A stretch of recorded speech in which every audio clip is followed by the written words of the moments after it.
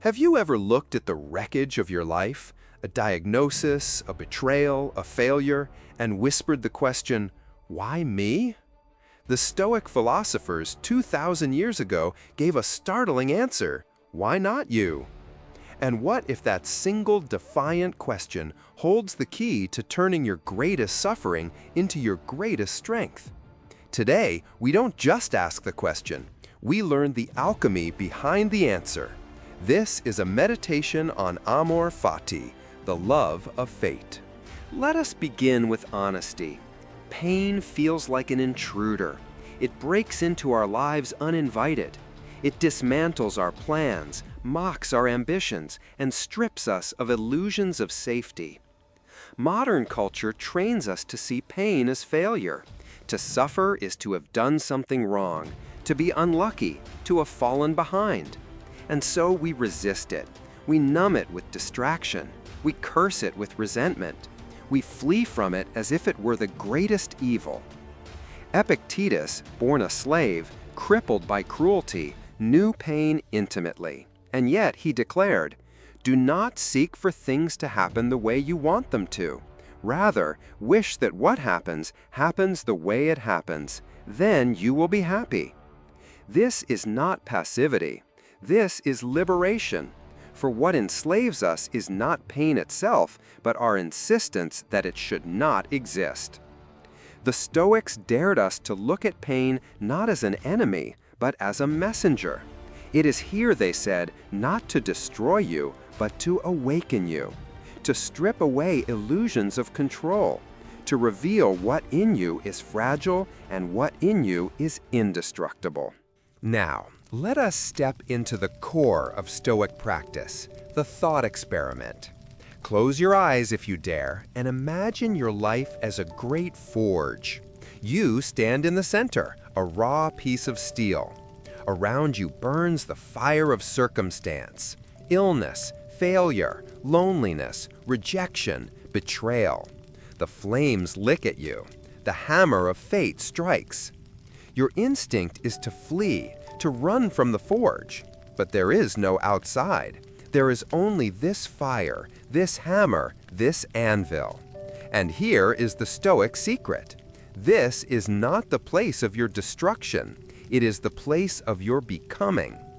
Now perform the Stoic action. Instead of resisting, whisper to the flames, yes, this too. I want this. I choose this. Amor Fati, love of fate. Not in abstract, but in particular. This wound, this heartbreak, this very flame. Feel the shift? The pain does not vanish, but the resistance melts away. The hammer still falls, but it is no longer breaking you. It is shaping you. The fire still burns, but it is tempering your soul into something unbreakable. This is not masochism, it is alchemy. In the absence of resistance, suffering transforms into strength. What once felt meaningless becomes the very material of your character. Pain, when embraced, becomes a mirror. It reflects back to us the truths we would rather avoid. It shows us how fragile our happiness is when it depends on circumstance. It reveals the attachments that secretly control us, the job we believed defined our worth, the relationship we thought guaranteed our security, the health we assumed would last forever. Marcus Aurelius reminded himself daily, "You may leave life at any moment. Let that determine what you do and say and think." Pain is the reminder of this truth. It strips away the inessential.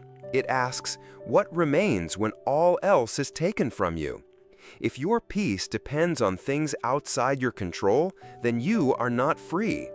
But if your peace rests on your choices, your virtue, your inner compass, then even in chains, you are sovereign.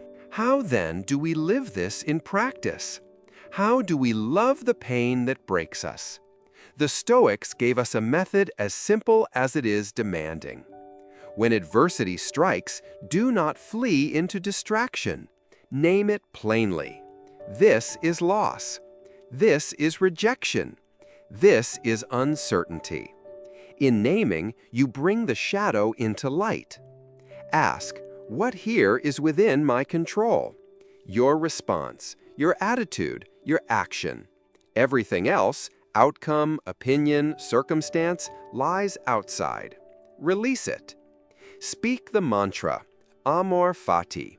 Not I endure this, not I hate this, but I choose this.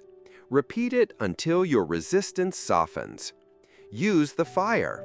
If you lose, let it teach resilience. If you are rejected, let it refine dignity. If you grieve, let it expand compassion.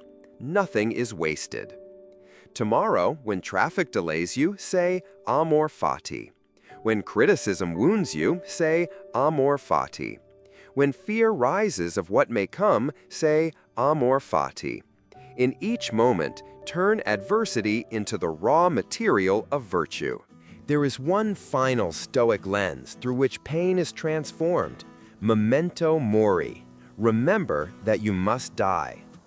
To modern ears, this sounds grim, but for the Stoics, it was the key to urgency and clarity. Seneca wrote, "It is not that we have a short time to live, but that we waste much of it."